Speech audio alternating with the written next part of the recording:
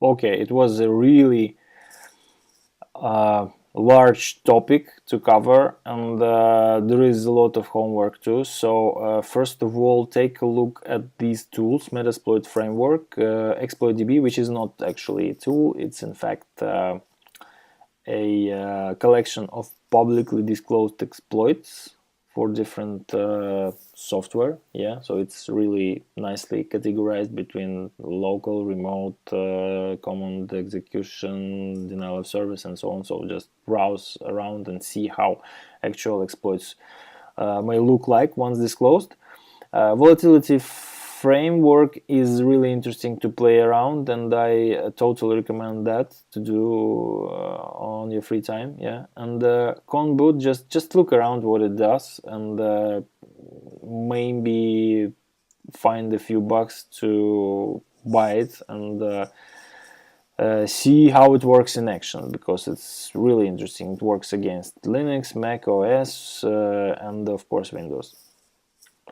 Then a really nice taxonomy of different memory corruption vulnerabilities is given by Google Project Zero on their blog. The fundamentals of Windows privilege escalation, another blog, another tutorial, which is quite cool in a few ways.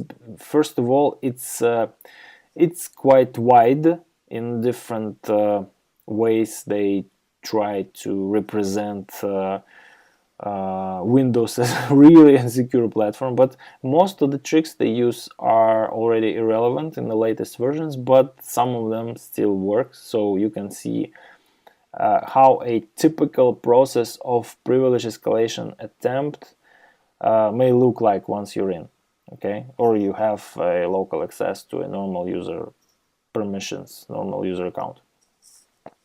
This is the software security course on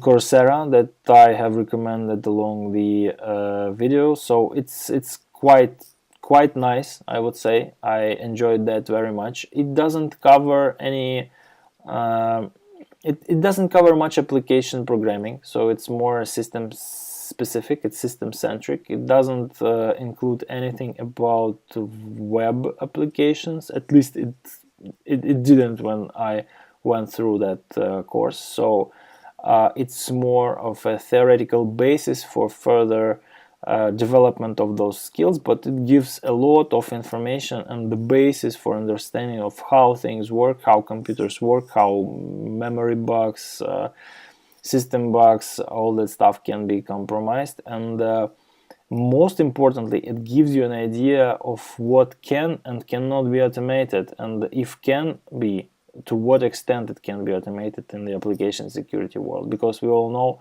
there are all those static and dynamic security scanning engines that try to find vulnerabilities in an automated way, but this course discloses the limitations the algorithms that are used by those tools have in the design, and that information is really useful for an ethical hacker in order to understand in order to get the understanding of where the manual skill, yeah, where the actual professional stands out and cannot be replaced by an automation tool, at least for now.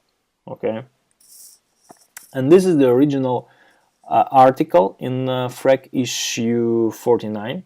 Yeah, about memory corruption bug, widely known as buffer overflow. And there is this tutorial for null share exploitation. This video was really long, and I didn't want to pay much attention to this really historical vulnerability, misconfiguration, I would say, even not a vulnerability, but you could take a look at this tutorial. You see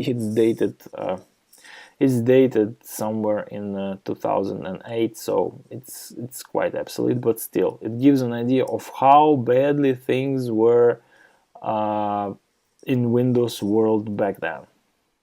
Okay, so thank you for your attention, and in the next section we will discuss web applications and the exploitation of web service and web applications and web services.